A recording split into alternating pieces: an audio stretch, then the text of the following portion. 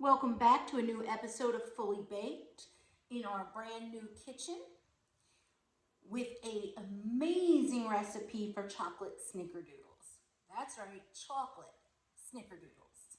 Now, in the link below, you'll see the original recipe plus the additions you'll see in this recipe I'm making today because I like to add a few things. I've got all my ingredients pulled. If you are newer to baking and you want to know how to properly measure, know the difference between volume and weight, please go back to the first video on Cookies 101. And all that is explained there for those that need it. As always, remember to fully read your recipe before you start. So, for chocolate snickerdoodles, we are going to use a tablespoon of coffee or espresso powder, an eighth of a teaspoon of cayenne pepper. Now you won't taste the coffee because that'll just enhance the chocolate flavor, and you won't taste that amount of cayenne pepper, it just enhances the flavor of the cinnamon. We're going to use 1/16 of a cup of regular cocoa powder, and we're going to use a 1/4 cup of black cocoa powder in my recipe. In the regular recipe, the one that I used originally, it is just a 1/4 cup of regular cocoa, and they are fabulous as well, which is why I stuck to the original recipe when I made my additions. You will need 1 cup of unsalted butter melted. Remember that a cup of butter is 2 original sticks or 8 ounces of butter. I melted that in the microwave. If you're gonna microwave melt, do it in stages to make sure you don't overdo your butter. You could always do it on the stove as well. We'll need 1 cup of regular sugar, a 1/2 cup of light brown sugar, firmly packed. If you prefer dark brown, you can use it. 1 egg plus 1 egg yolk. Now, if you want moister cookies and you're using the black cocoa, you can go ahead and use 2 whole eggs, but do not use 2 whole eggs in the original recipe. They'll be too wet. Be advised, if you use 2 whole eggs, you will need to bake them a little longer. A 1/2 teaspoon or more, to your preference, of vanilla, 2 3/4 cups of all-purpose flour, 1 1/2 teaspoons cream of tartar, 3/4 teaspoon of salt. I use the pink Himalayan salt. I like the way it tastes. You can use white salt or any other relatively fine salt that you like. And then a teaspoon of cinnamon. You're gonna roll these cookies just like regular snickerdoodles. So you're gonna need to get a paper plate, or in my case, I make these often enough that I just keep a container of it. And you'll need 1 tablespoon of cinnamon for that. You will also need a teaspoon of black cocoa to add to the, I usually start with a 1/4 cup of sugar. The original recipe gives the actual ratio of it. And all you're gonna do is put them in the bowl or on the plate or in the container. Take a spoon, a small whisk, and mix them together so that you just have a mixture. You'll see mine has a little bit of clumps because I roll cookies in here all the time. I use it for nothing else. If you want to, if you don't think you're gonna make them too often, or if you like cinnamon sugar on things like pancakes, toast, French toast, mix it in a container, pour some in a bowl or on a plate for rolling your cookies, because you can use the leftover for cinnamon toast, even with the chocolate, on pancakes, on French toast, on a multitude of other things, sweet potato fries. It is still useful. All right, let's get started. First thing I'm going to do is walk away and preheat our oven to 350 degrees. And once we preheat the oven, we are going to go ahead, and I've already done it, but you'll go ahead and get your cookie sheets out, and you will line them with either the Silpats or parchment paper. Parchment paper will make you a little bit crunchier soft cookie, like a little bit firmer soft cookie. The Silpat will give you a really nice soft cookie. It's entirely your choice. If you have neither of those, lightly spray your pan with cooking spray. But I would recommend getting one or the other. You can get inexpensive parchment paper at the dollar store. Once we have preheated, we get the oven preheated, we've got our pans ready, we've got our racks out, we've got our equipment out, and our equipment is going to be a bowl for mixing, a stand or hand mixer, although you can mix these by hand, some whisks, some spatulas, 1 tablespoon, like an actual just eating tablespoon, and a measuring spoon for our vanilla, and a spatula to put the cookies on the rack. The first thing I always do when I do my snickerdoodles, if I don't have pre-made cinnamon sugar, I make that at this point. Like I said, you just go ahead and mix it up however you want to do it. It's super simple. You just want to stir or whisk until it's fully combined. Okay, and our next step is we're going to take our melted butter, all right, plus our cocoa powder. We're just going to pour that in our main bowl. Got a little one here. With a paper towel to keep butter from dripping all over everything. And we're going to take both our cocoa powders, it's our cinnamon, both our cocoa powders, our 1/16 of a cup of regular cocoa powder, our 1/4 cup of black cocoa. You can find this on Amazon, some grocery stores, I think Walmart also. I'm not entirely sure about that, but I'm pretty sure. And be advised, if you use black cocoa, there's no way to not get a little dirty from it. It is very, very dark. We're also going to, at this point, add our coffee powder because we want it to dissolve a bit. And then we're going to, by hand, at this part, take a whisk, any whisk. I have a larger one. You could use a medium. This is just what I had handy. And well, we are going to whisk it by moving around the bowl. And then we're going to zigzag through it so we get everything on the bottom and on the sides. You can use the whisk to scrape on your sides as well. Or you can use your spatula, and you are going to mix it till it combines. What this does is help keep your cookies moist and not dried out, because cocoa powder has a tendency to dry out what you use it in. That's why some people end up with dry chocolate cakes. And if you add your cocoa into hot water or melted butter, depending on what your recipe calls for, it helps keep your chocolate powders from drying out your cakes. We wanted to put our coffee powder in here with our cocoa powder so that it also dissolves, so you don't get coffee granules in your cookies. And once it's well combined and smooth,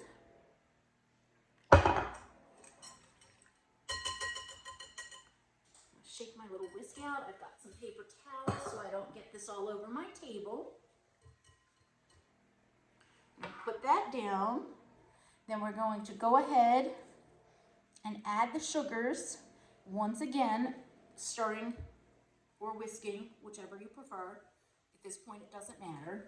So we're going to start off with our cup of refined sugar, regular sugar.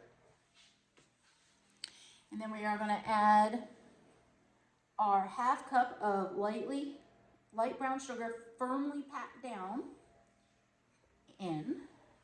And we will stir once again until it is well combined. I'm going to use my whisk for this as well.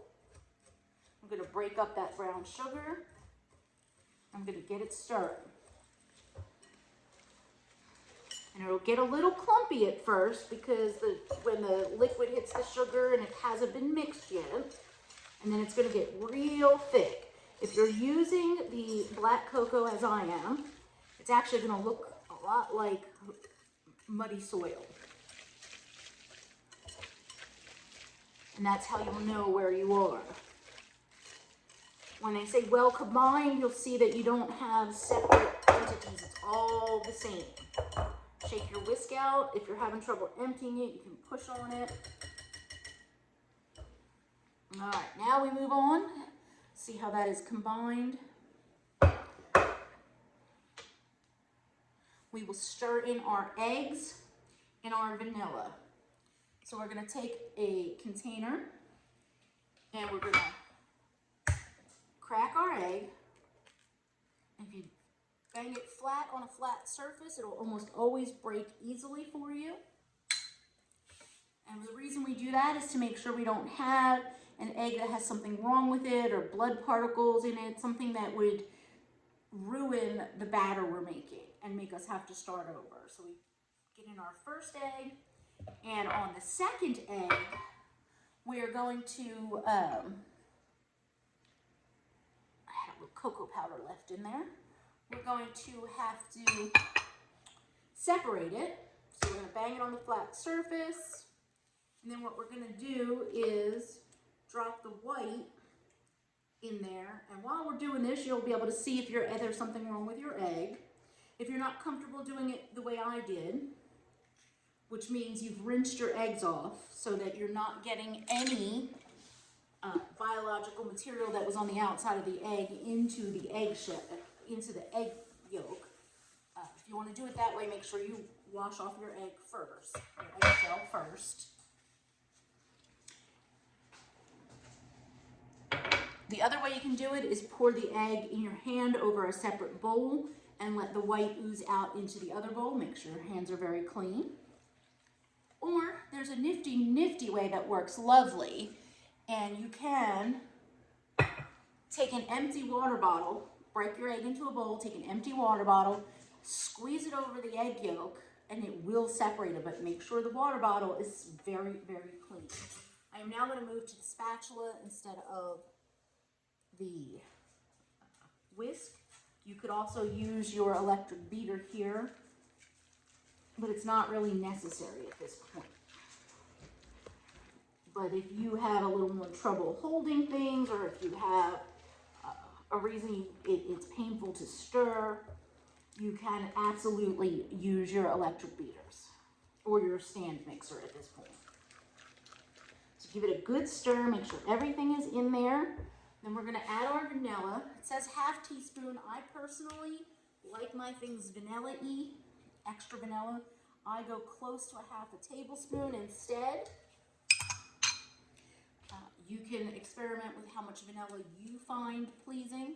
And we'll just make sure that mix all the way in. Again. All right, now we're going to put that aside. We're going to get our flour, which I have sifted into a bowl that has a lip on it.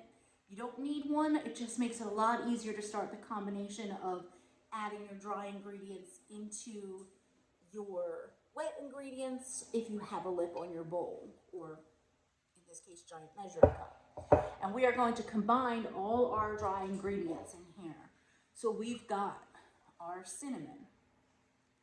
Now, all my dry ingredients are pre-sifted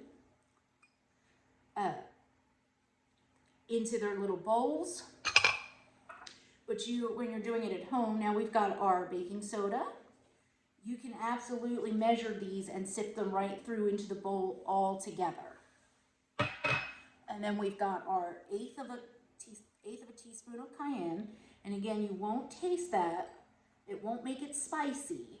What it'll do is enhance the flavor of the cinnamon for you. Then we've got our cream of tartar. Dump that in as well. And then we have our salt. Like I said, I use the pink salt. You can use white, you can use whatever type of salt you enjoy, so long as it's not like a coarse kosher salt with the big granules. I'm going to take a new whisk because we want it to be dry, and we're going to whisk all these together so that they're well combined and they go in as a combined mixture, not anything individually. Now here's where your stand mixer, your beaters can come in real handy because the mixture will stiffen up as you go. We're going to gradually add the flour in over 3 to 5 parts, because if you add it all at once, you could get crumbly dough, you could have pockets of flour that's not mixed in. So I'm just going to add some flour, dump it back in, and that's where the lip really helps you. If you have a bowl or a large enough measuring cup that you have a lip on, it really is useful in that when you get to this point. So you're going to just gently mix in your first dump of flour. I'm going to keep using the spatula until it gets thicker. But if you're going to use your electric beaters, you definitely want this type of paddle, not the hooks, not the whisks. You want your paddle. So I don't know if we're going to use these today. We'll have to see. But I figured I would put it out so I could show you the type of paddle and make sure you know you have that option. So there's one. You want to gently mix just until the flour's all combined, making sure you get it off the bottom. So you get all the flour off the bottom, off the sides. Then you're going to take your second one.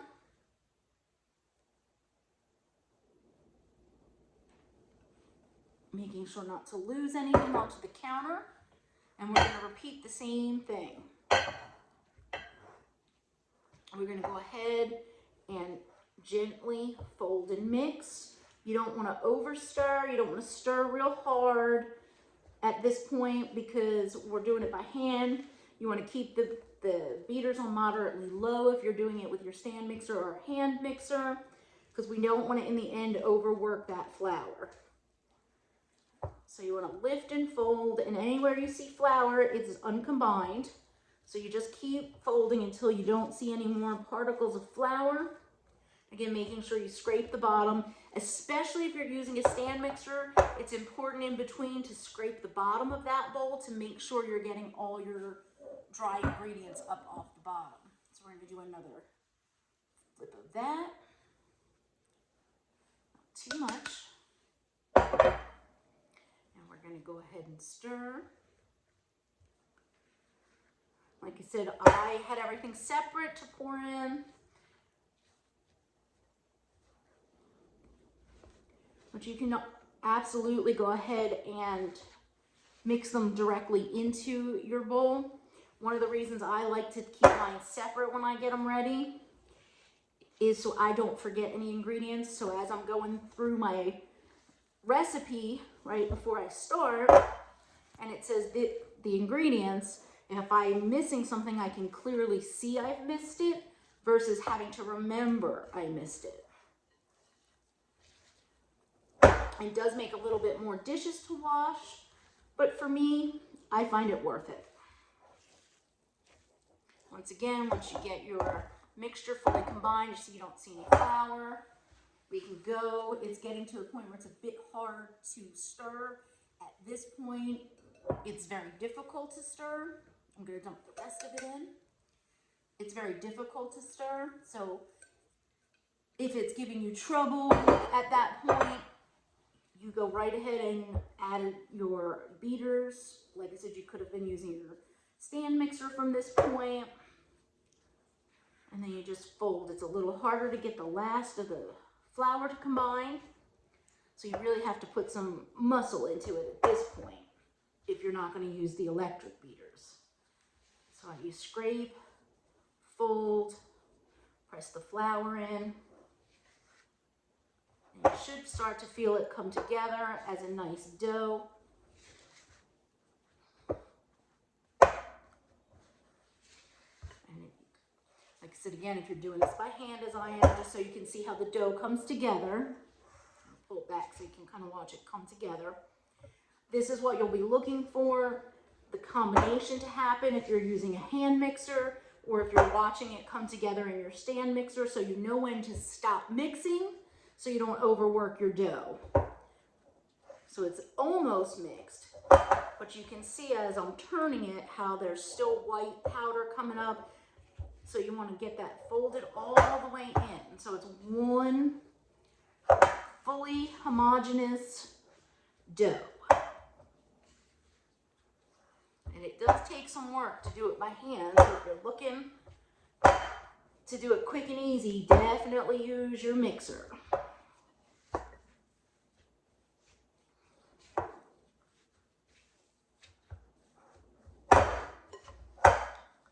See, it's looking like it's almost done, but then when you turn it, you get that little bit of white. That's where it's not fully combined everywhere. And that's why I say, make sure you scrape the bottom while you're doing it so you get every little bit mixed in. Go through one more time, turning it as we go, to make sure we get everything mixed in. And see, just as it feels like it is, you can see there's a little bit of flour still uncombined.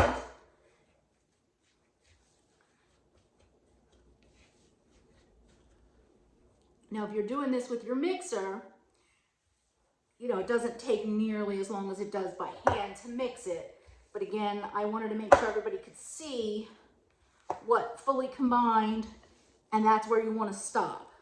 You want to kind of take it slow and keep checking when you get to the point where you're seeing just a little bit. And at that point, it's really important to scrape your sides, even if you're doing it by hand, to scrape your sides as well as to scrape your bottom of your bowl.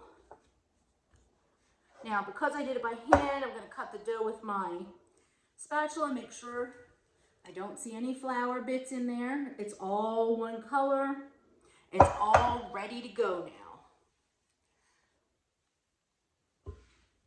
So we are going to move aside the things we are done with. And try not to get cookie dough on anything we didn't use.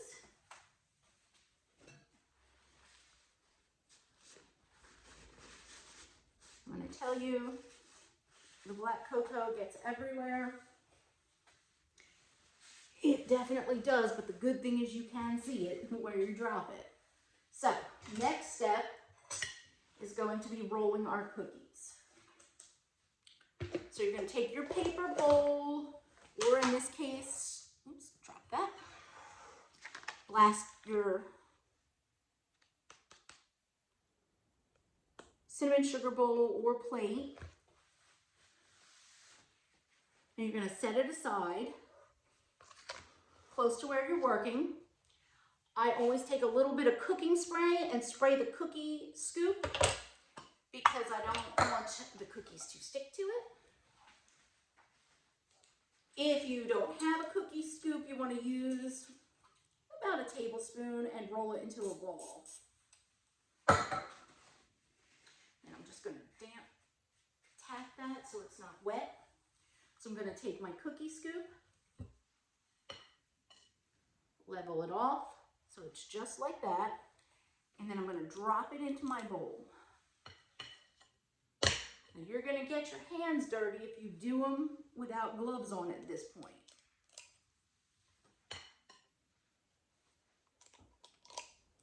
I tend to put 3 in at a time because my bowl that's comfortable, so you're going to want to pull your cookie sheet over with your Silpat or parchment paper on it.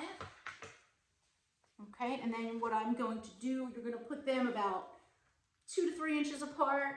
I usually do 3 across, 4 down on a cookie sheet. So you're going to roll it in the cinnamon.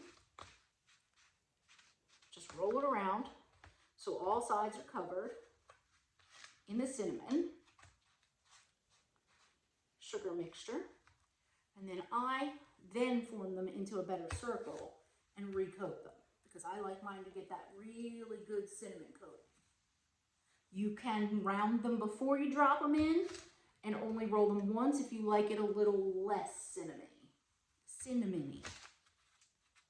There, you also have the option, as I will be doing, to sprinkle some of this mixture over the top again after all the cookies are on the cookie sheet. So we're going to take another 3, and you should be able to, on a cookie sheet, a standard cookie sheet, get 12 of these on there. I tend to get about 3 dozen out of this recipe. And you can go ahead and fill all your cookie sheets while your first batch is cooking. They will do just fine sitting out. We're going to roll, round them. You just cup it in your hand, cup your other hand over, roll them. You get a pretty good round cookie. I throw another bit on. And I will show you the cookie sheet so you can see the spacing.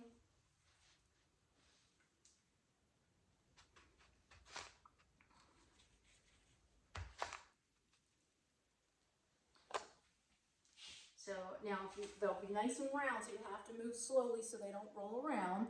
But that's about the spacing you want for them.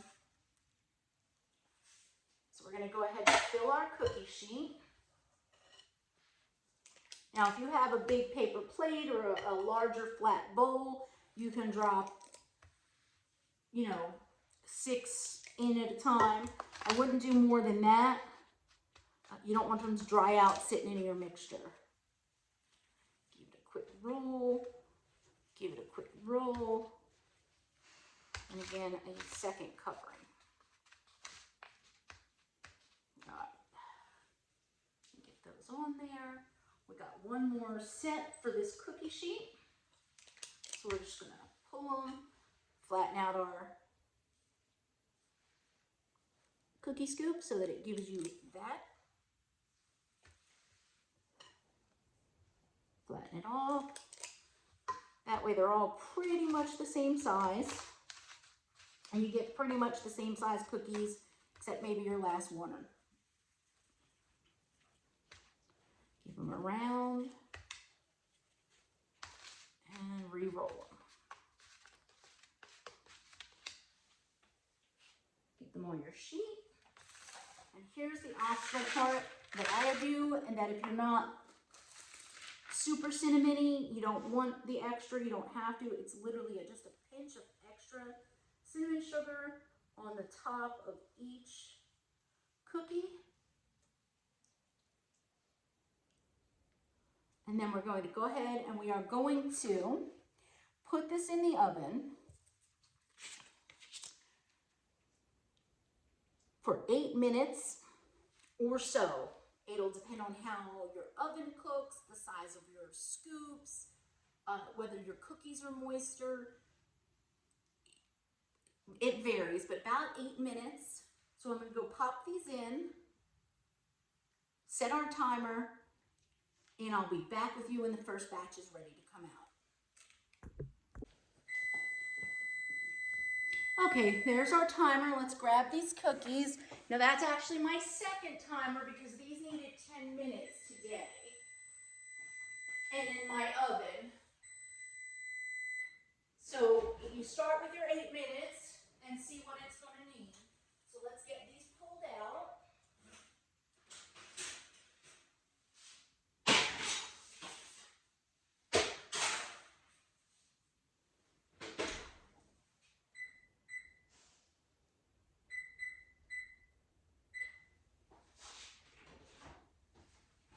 All right, now let me show you what they look like when they first come out.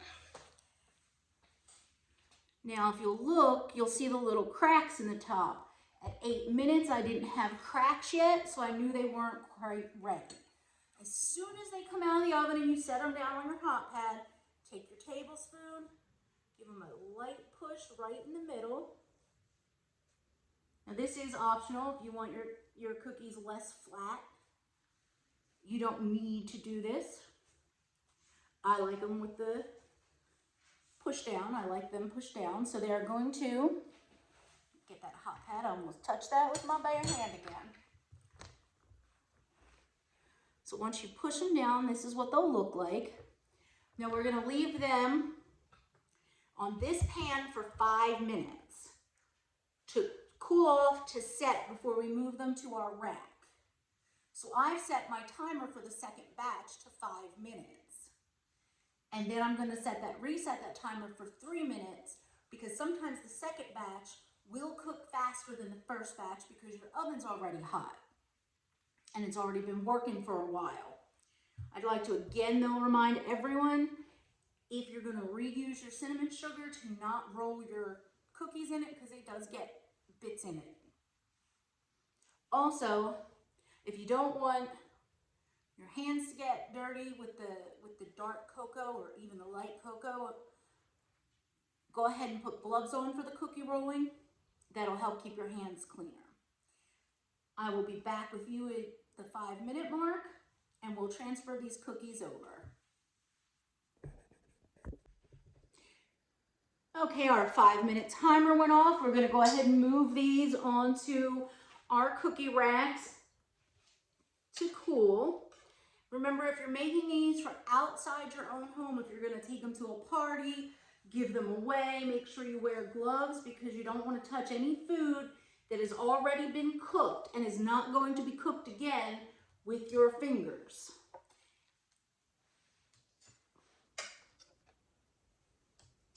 Once we get them laid out, they will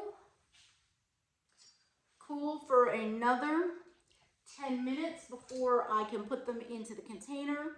So you want at least 10 minutes on the rack. I often go for 15 and put out more racks if it is really, really hot in the house, because then they don't cool as quickly.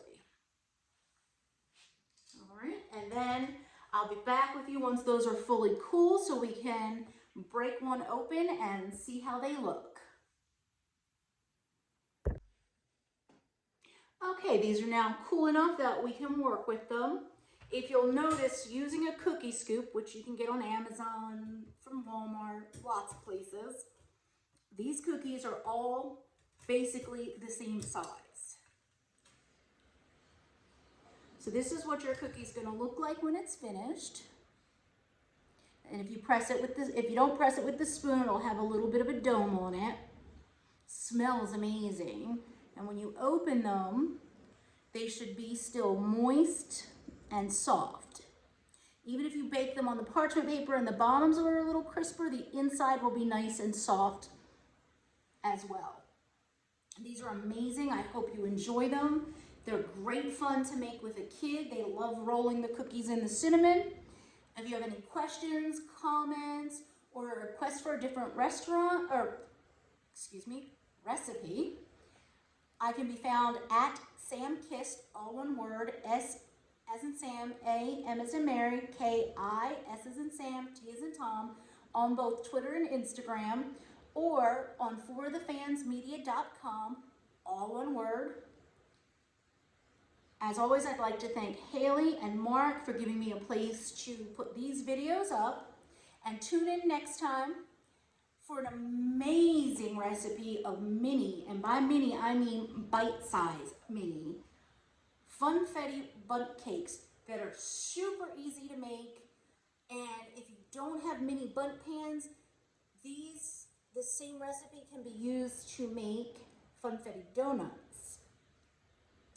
But I will also link in next time's recipe if it has special equipment. We didn't have any special equipment this time, but if there's something you saw that you'd like to know about and you can't find on your own, feel free to drop me a question and I will get you a link to it. Until next time.